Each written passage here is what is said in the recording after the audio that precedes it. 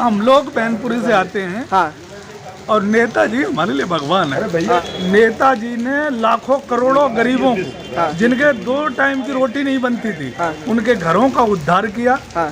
नेताजी किसी party politics से बहुत बड़े ऊंचे हैं। बुक दिखाई दे रहे हैं, सहानुभूति।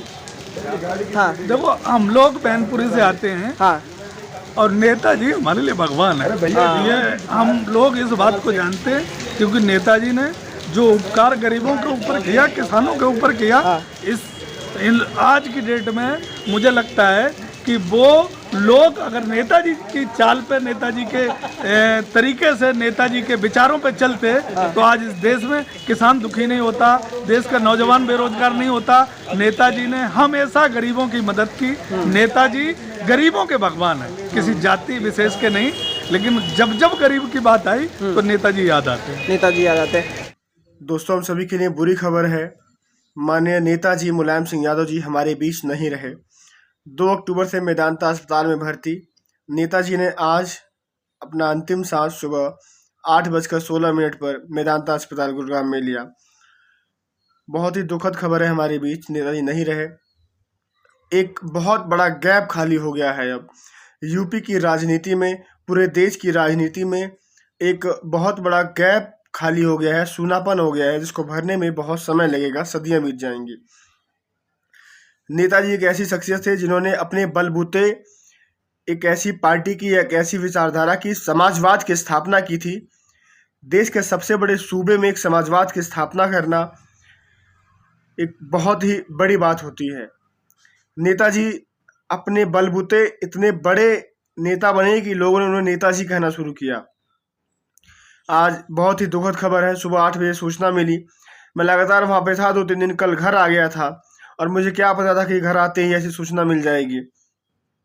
नेताजी के निधन के बारे में ट्विटर पर सारी लोगों को जानकारी मिली। सुबह 8:16 पर नेताजी ने अंतिम सांस ली।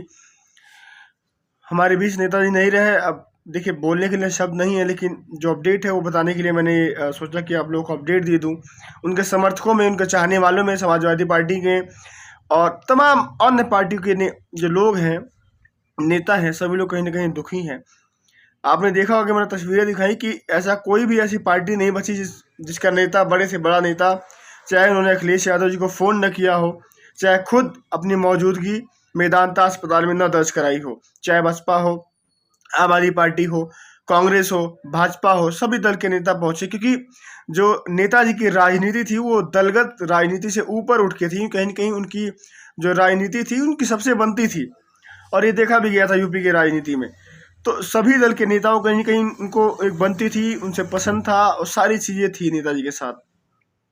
नेताजी के साथ जाने के साथ कहीं न कहीं इस समय यूपी में बहुत बड़ा शोक का लहर है, पूरे देश भर में शोक का लहर है।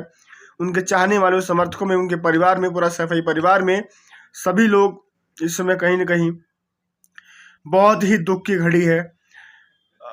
सभी लोग जहाँ भी हैं दुआ करें यही कि उनकी आत्मा को भगवान शांति दें। और नेताजी हमारे बीच में नहीं रहे, लेकिन नेताजी शारीरिक रूप से हमारे बीच में नहीं हैं, लेकिन विचारों के रूप में नेताजी हम लोगों के बीच में सदैव जिंदा रहेंगे। और नेताजी एक विचारधारा है, नेताजी एक विचार के जनक हैं, समाजवाद के सबसे बड़े पुरोधा कह सकते हैं हमें।